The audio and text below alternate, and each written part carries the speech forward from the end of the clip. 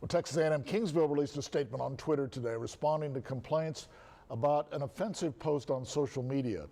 University administrators say the tweet was written by a student last fall, that it was retweeted several times just yesterday.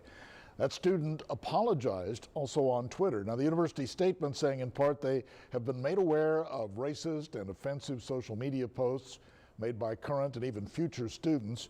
It says those sentiments are in stark contrast to the university's core values and that the Javelina Nation vehemently disavows racism and intolerance.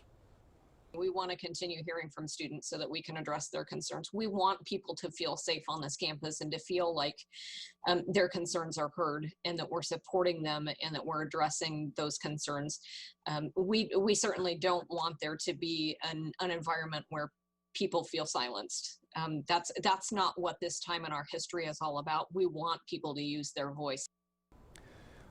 Well, she says the university has received other complaints as well and is in the process of looking into them.